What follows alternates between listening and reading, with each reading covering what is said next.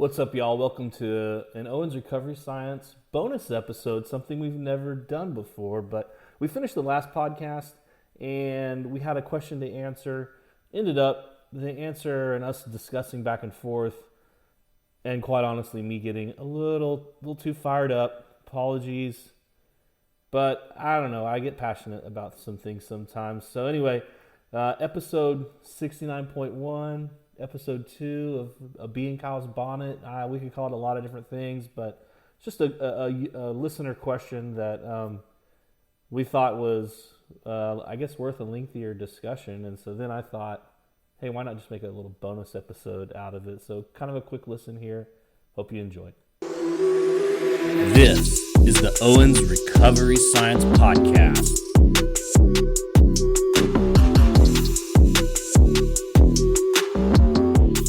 Oh, question. Wow. On to the question. We have a question submitted that we picked to answer. Let me find it. We have to go through and pick at least the good questions. So, some of the questions just don't make it in. So Kyle picked a good one. Yeah. Sorry, yeah, Kyle. exactly. No, that's good. So, question from Drew on Instagram here. He messaged me, and he has I believe it's a high school football player, proximal tib fracture through the growth plate, had open reduction internal fixation. So via 3 screws, it sounds like. So not like a tib plateau fracture where they put a plate and all the screws and everything like that. Guy's going to be non-weight bearing for 6 weeks, supposedly. And he's wondering, he asked, is there a use case for BFR and exercises and isometrics to help minimize atrophy? I would just say, ultimately, all right, guys, how would you approach this person using BFR to try to preserve whatever muscle we can on that individual? Okay, first off, anyone afraid of the growth plate? No. Nope. Kid, ORF, BFR, growth plate. Okay. Nope. So here's the wild thing about this fracture. It is like, if you have your tib plateau and your tibial tuberosity, it's like the tibia just peeled away along the growth plate, like behind and underneath that tib plateau. He sent me the X-ray. It's a crazy looking fracture. So all of it, caveat, obviously, would depend on what does the surgeon allow, right? Yeah. Yeah. Yeah. And they're non-weight. And he's For asking about 6 weeks. For 6 weeks, yeah. Okay. Yeah, I would say I would do it. Specifically, if for nothing else, I would target the proximal muscle in the leg. That would be my go-to. I think this is the unique situation where we actually do have some bone data out there. So Yes. looks like you have that paper out there. And part of that was with an Achilles tendon repair. So there potentially is an effect, at least on the soleus for muscle purposes, into the later phases, but it does better than traditional rehab. And then the other thing that I always tell people when we talk about in the class, when the very last systemic change paper was the Bowman paper, where one leg did BFR, the other leg was free flow, and then they have another group that was just free flow, and all they did was simple table exercises: straight leg raise flexion, abduction, long arc quads, and hamstring curl.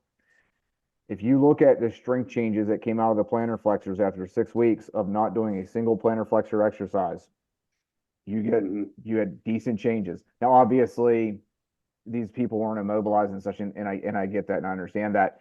But what I'm getting at is you can have an effect distal to the tourniquet, and you may have an effect on muscle without directly engaging that muscle. You have the Kubota's papers.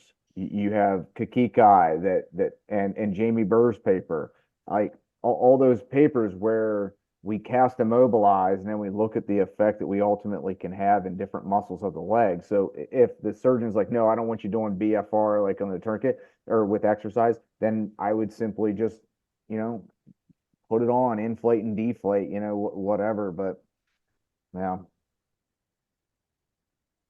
I'm the same. BFR, mat exercises, keep the thigh going, preservation of tibia. In a paper that will be coming out has already been presented from Lambert, because this kid's going to demineralize and atrophy over 6 weeks. And if you can slow that down for him, that's going to be great.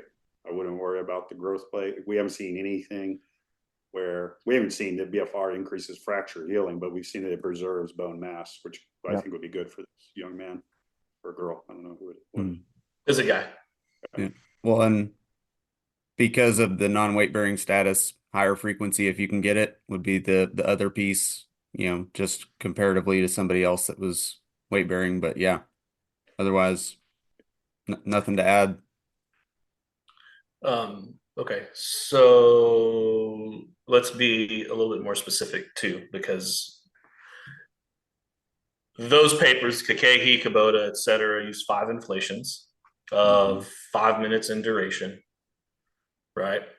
They were just inflate, deflate, didn't twice a day, and they limited atrophy, right? So if this person initially not going to be able to do any sort of resistance type exercise, right? So we can't use our standard rep set scheme. We've got to use the duration of the inflation as a dosage kind of parameter. We still have a decision to make with regard to occlusion pressure.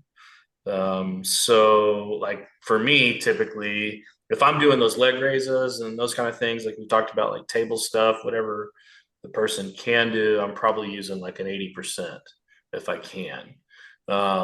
If I'm going to combine with neuromuscular stim, I'm probably going to use 100% just because that's what has been done. Although that Paul Head paper would indicate maybe you could use 80%.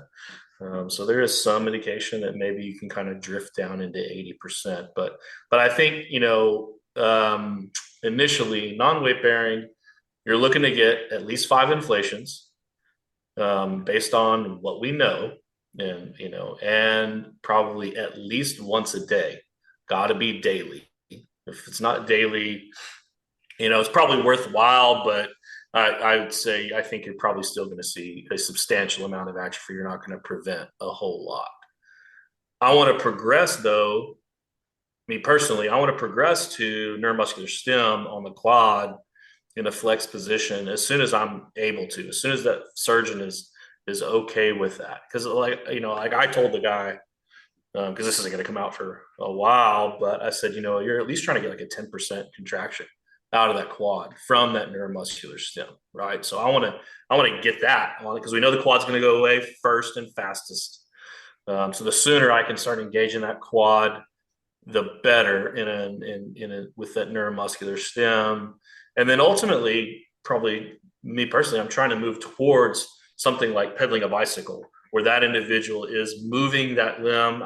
You can pedal a bike when you're non-weight bearing. I'm sorry, it's not there's not enough load going through that damn pedal that's going to make a difference. And we can at least put a little bit of resistance in there. So, maybe like if I could get that range by like say 3 weeks, and I can get this kid to the point where he's pedaling, say like bilaterally with, I don't know if I can go bilateral with cuffs, but maybe at least on the involved limb for 15 to 20 minutes, I feel pretty good about the amount of exercise that person's doing now on that limb. And so now I might start thinking about, okay, maybe the frequency of how many times I got to see this individual is going to come down. So maybe it's down to 3 times a week or 4 times a week versus 5 to 7 times a week or even twice a day. So I think you have to kind of look at it from the perspective of what can we get done? And that is going to dictate how you organize inflation, deflation, how many times you see that individual on a day and on out to a week.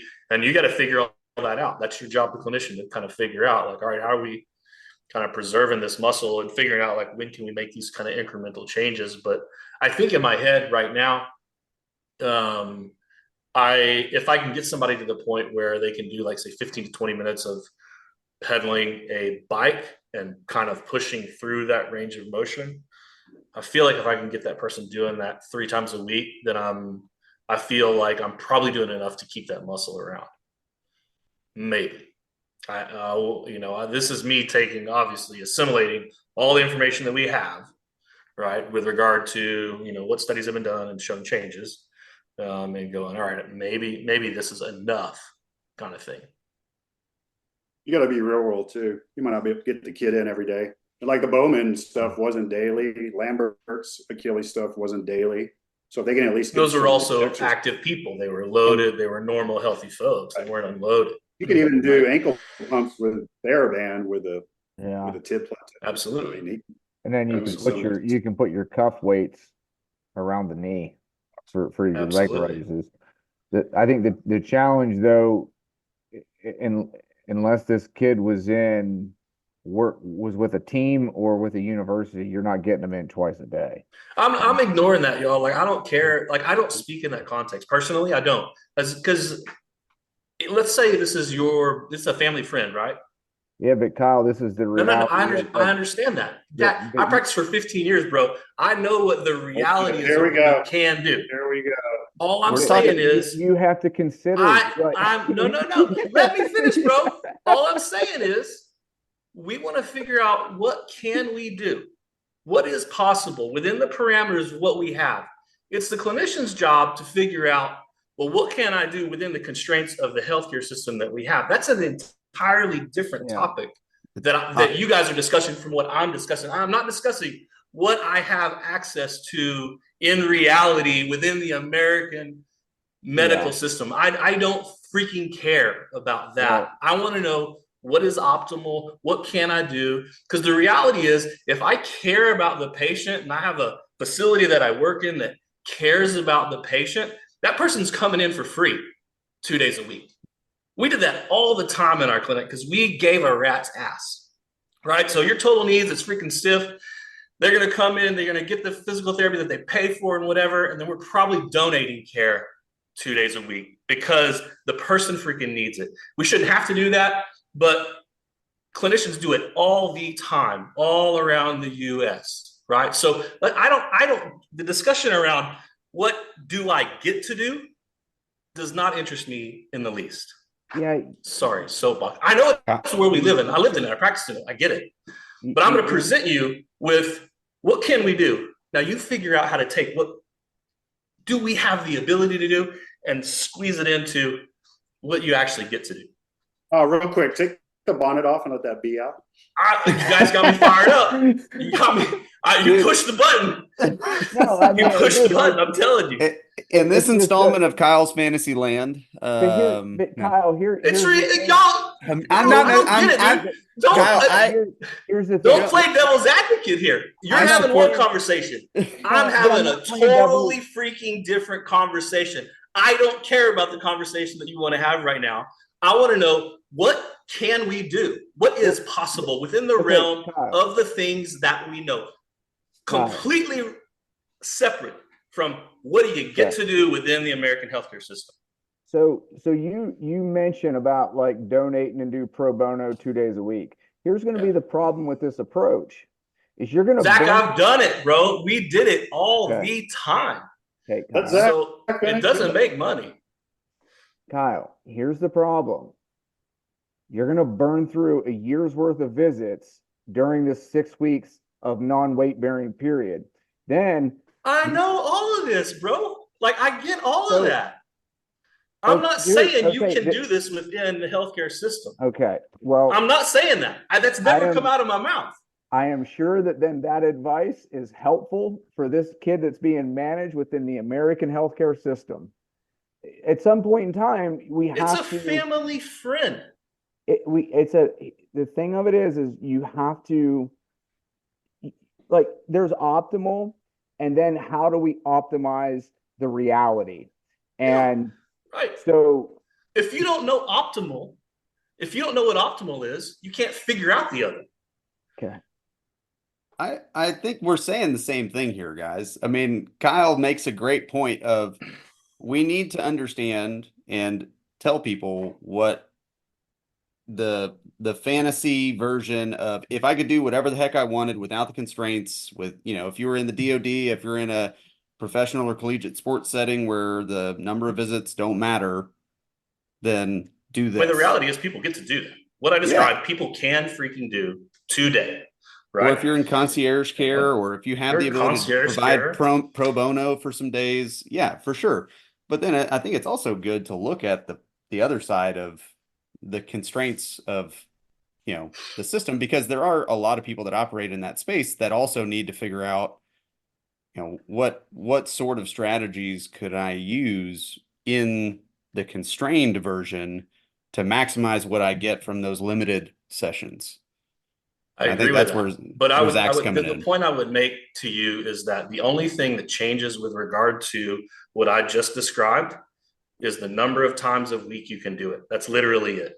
Because everything else is based upon what can the person do, right? I mean, that's literally the only thing. So some people can do this twice a week. You can argue like, well, does it matter? I don't know. It may not freaking matter at all. And it may just be better to say, wait, don't even come in until we can actually kind of start working on these things that are going to matter for your recovery that we can get paid for, But if the world's your oyster and you can kind of actually take care of someone like they deserve to be taken care of, I want the people that listen to this podcast to be able to deliver on that promise. Is my point. That's why I get fired up about it. Sorry. You don't have to. I mean, there wasn't anything wrong with it. Just sucked all the air out of the room, mofo. Well, now y'all know how to push my button, Not that y'all didn't already. Yeah. Well, but then I think the end goal is the quicker they can start exercising, the better, because then you can reduce those visits and probably get a lot of bang for your. Yeah, I mean, that should be what we're trying to do as clinicians, regardless, right? Is how can we reduce this person's dependence on us, on our facility, on the things that we provide, and how can they do it on their own?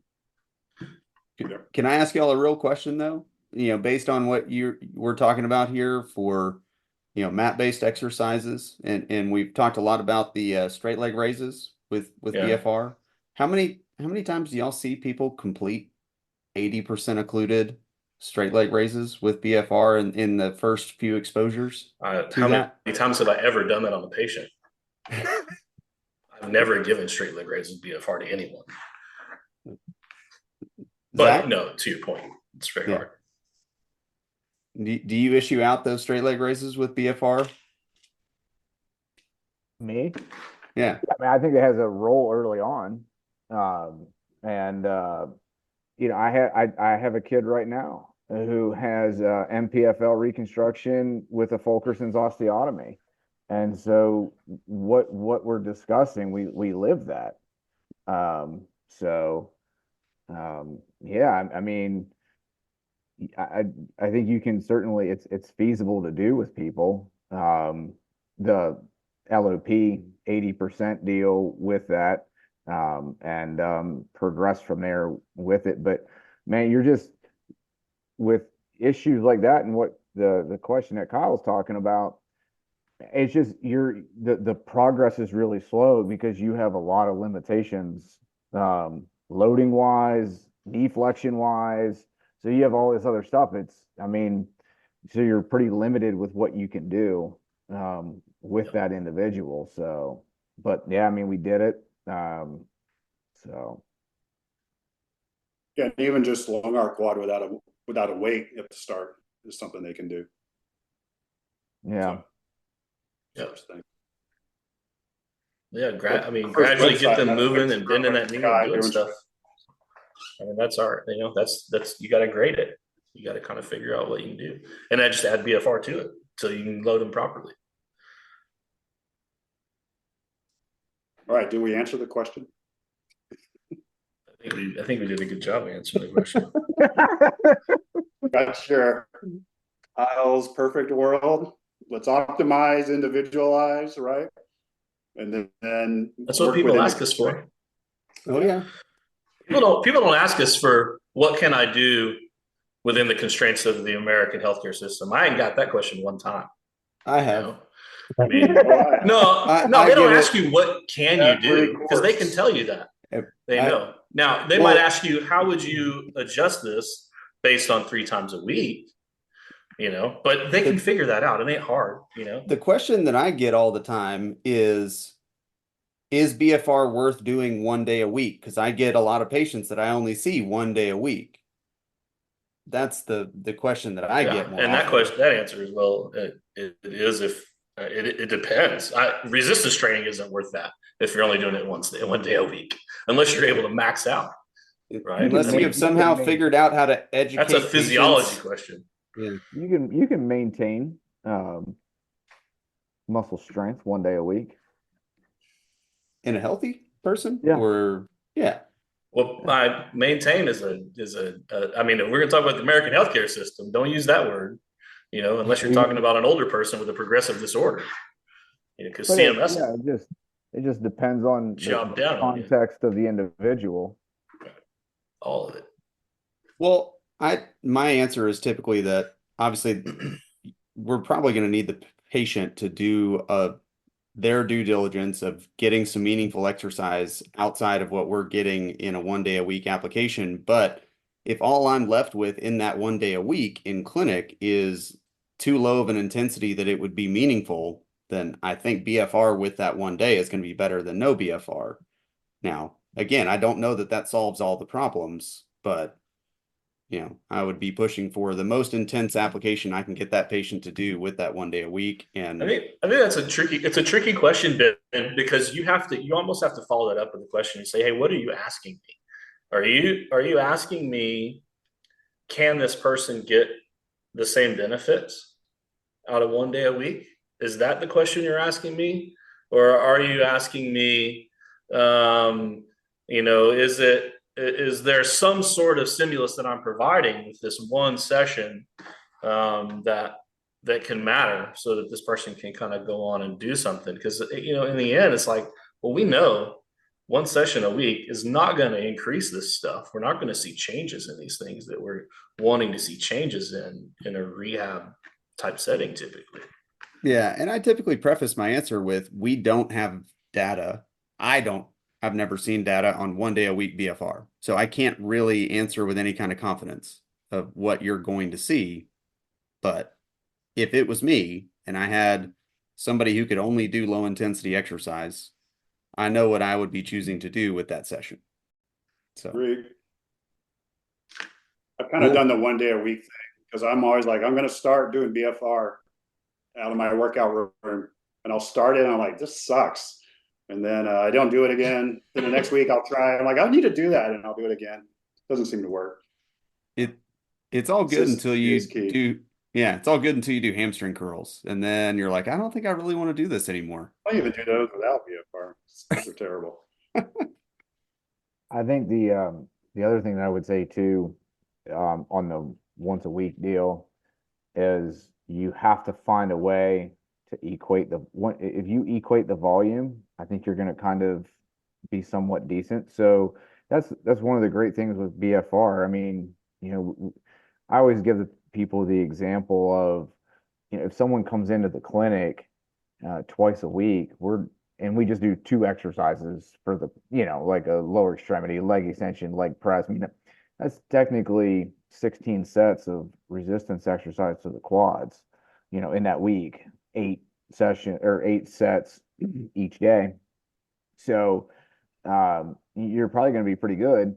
But, if you can equate that volume, if you just ramp up that single session compared to what someone's going to get in over a week, I mean, I would say you're going to be somewhat close. Maybe not exactly where the higher frequency is going to be, but it should fall somewhat there.